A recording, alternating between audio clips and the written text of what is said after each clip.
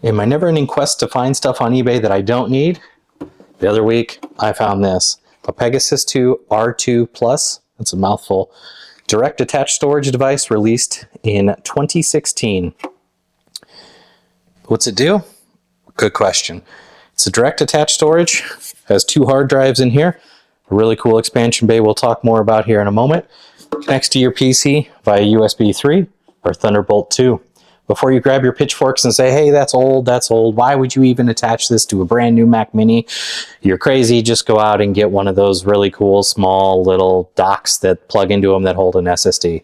Hey, that's only so cool because with this, we could drop in 2 20 terabyte drives and have a 40 terabyte RAID 0 array. Sadly, I don't have 2 20 terabyte drives, but I do have 2 terabyte drives that we'll put in here today, and we'll see how she performs. The other really cool feature about this Promise Pegasus 2 array is this top expansion port. This particular expansion port accepts a 2.5-inch SATA drive, clicks right in, and it gives you some additional storage. Pegasus also had, for these little bays, different expansion options. You just push the button and the caddy slides out. It's got a USB 3.0 port on the back here. And then obviously the input for our disk in the front. Promise also made for this a SD card reader and then also a 1 terabyte spinning hard disk that slides right in here to expand your storage. So some other things that we will need to get this running today: a Thunderbolt 2 cable, and then to connect to a modern Mac, a Thunderbolt 2 to Thunderbolt 3 adapter from Apple. If we were going to take this and connect it to a classic Mac, say one from 2012 or 2014, all we would need is this little Thunderbolt 2 cable because they've got native Thunderbolt 2 connectors on the back. But any Mac Mini from 2018 forward only has Thunderbolt 3. So that's why we need this little adapter here. So this particular unit here didn't say that it came with any specific drives or anything like that. But to my surprise, it showed up with 2 3 terabyte drives in a RAID 0 array with a 6 total terabyte storage capacity. When I first plugged it into my Mac and started perusing through the files, the previous owner left a massive collection of adult content along with scanned bank statements, PDF files, photos of credit cards, debit cards that were still active today, lists of online accounts and their passwords, social security numbers, the whole 9 yards. So John from Missouri, be thankful I'm a good guy. I erased all your data, reformatted the existing 3 terabyte drives were in there, and your data is safe, sir.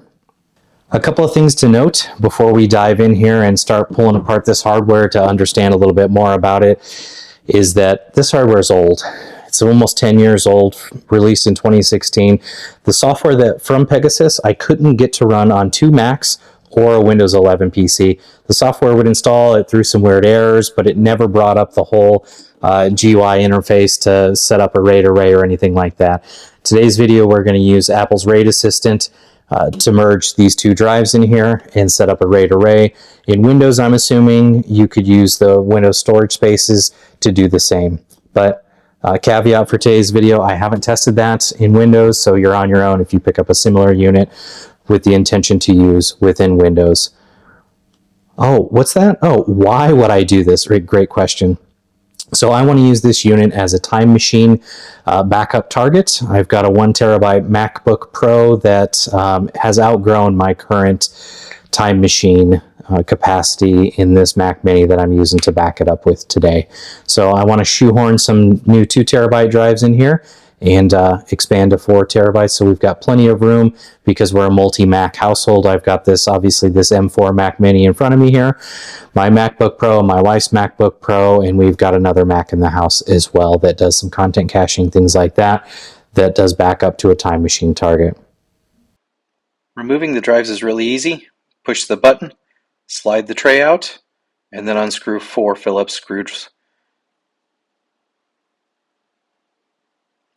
I checked the old drives on a Windows PC with Crystal Disk, and surprise, one of them had some reallocated sectors, not to mention more than 6 years of power on time. We'll go ahead and fast forward here through the next few steps of sliding our new drives into their carriers, and then we'll get to plugging this machine into our Mac.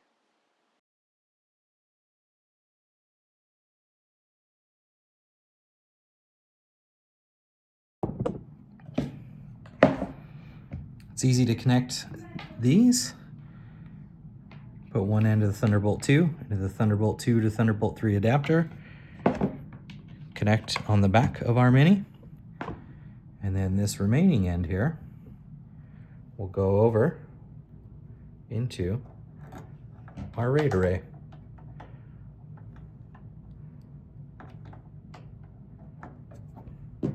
Voila! Let's power everything on and see what happens. All right, once we're powered on, what we can do is go to the disk utility.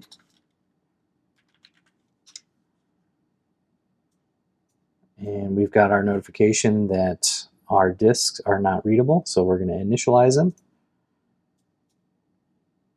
All right, so here's our two disks that we've inserted into the device. So what we'll do to get started is up to File, RAID Assistant, and we've got a couple of different options here. This device only has 2 bays, and my intent is to use them for speed and just time machine backups here. So I'm going to set my disks up in a RAID 0 array rather than a mere RAID 1 array. Next screen, we choose what disk we need to add in. You can see our two 2 terabyte disks here.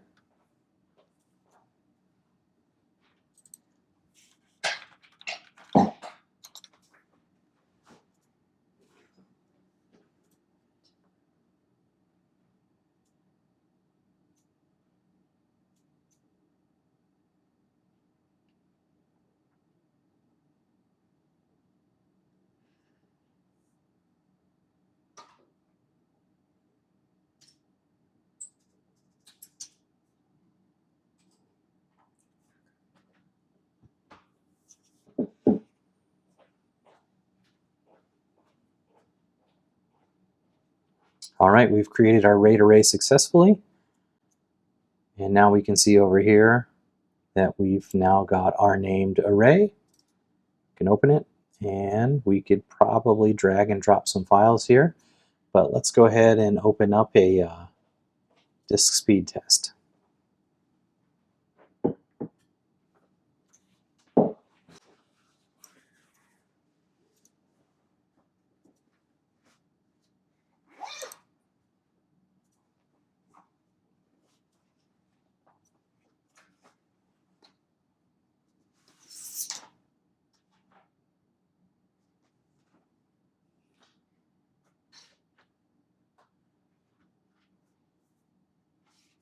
And so we can see that we've got some kind of abysmal disk read and write rates because we've got some spinning disks at only about 5,400 RPMs here.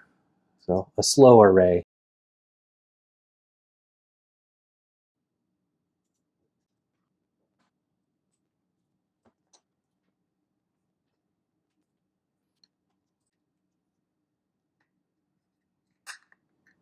The other really cool part about this external RAID array is that it's got a SSD slot up here.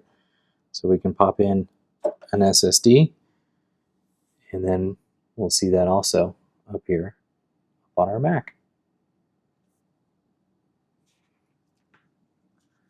Let's go ahead and run our speed test on that one as well.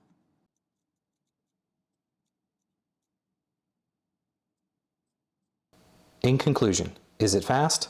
No. You're certainly not going to edit any 4K footage on this, certainly not from spinning disks.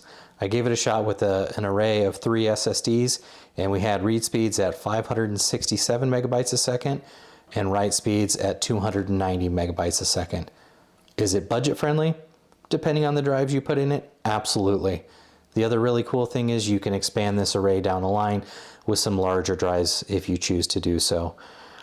Another thing to note is that it's sort of loud. There's this fan on the back of this unit, and it's certainly not quiet. It's certainly noticeable if it sits on your desk in front of you or if it's anywhere here close by in your working proximity.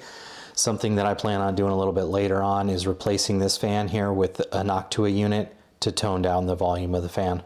But overall, not a bad buy, something I look forward to using for the next few years. So thanks for coming along on our journey. Have a good day.